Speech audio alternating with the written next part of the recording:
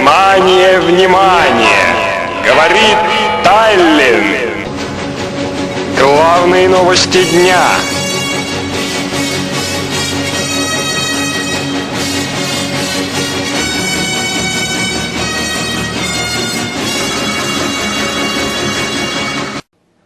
Tere õhtust, tere Tallinn, tere Eesti. Siin ma nüüd siis olengi. Tallinn see ei ole ei meie linn ega teie linn.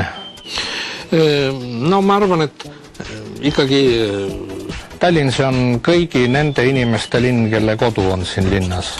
No nii, suhteliselt selge ja ladus jutt, mis kostab? No ma alustaksin sellest, et sellist asja nagu propaganda eelarve ei ole olemas.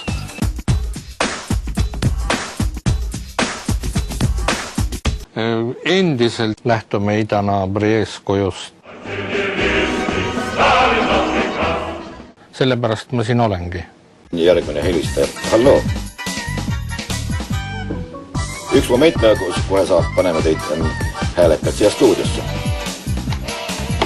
Nii, kuulame. Paljon hammasta kielevat teikä jutut ja issand kui ihana. Imeakko se ammatega, oi ime sisse. Tahad? Konkreetne küsimus. Aitäh. Mis ütlete? Vaadake. Ma ütleks niimoodi, et kui seda inimest rahuldab Sandra Haveli. Mina loen seda positiivseks tulemuseks. Me oleme linnalehtedes väga palju Keskerakonna tegelaste pilte panne korteriprogramm, mille me kuulutasime välja 5 aastat tagasi. See kohtuasi kestab 4 aastat. Veebruaris saab 4 aastat, käib see kohtuasi.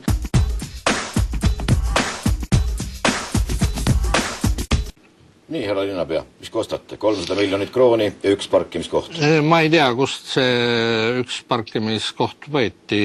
Küsimus arusaadav. Põhimõtteliselt on arusaadav. Muinsus ja sellest, et võib-olla mõni jääb vahele, siis ma pean sellest vabandama. Sest et ega Keskerakond ei ole esimest päeva võimul.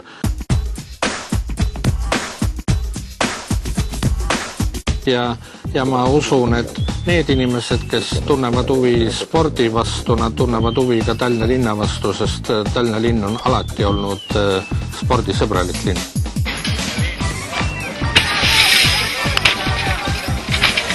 Ma tahangi teile öelda, kui praegu oleksid Tallinna linnas kohalikud valimised jälle tulemas, siis Keskerakond võidaks 3. korda ja võidaks sama suurelt ja tuleks jälle võimule.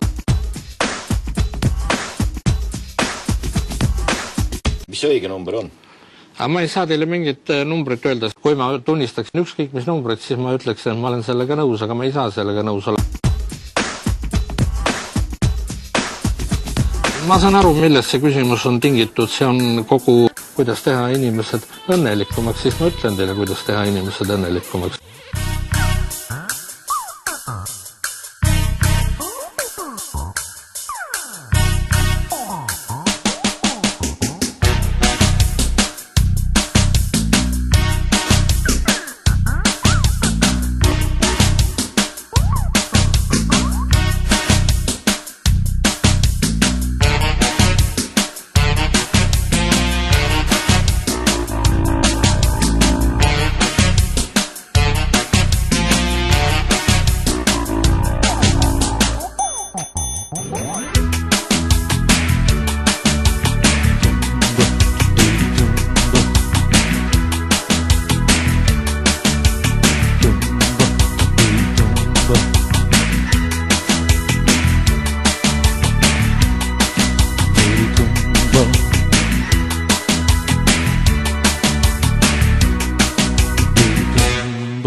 Muud ma ei ütle midagi.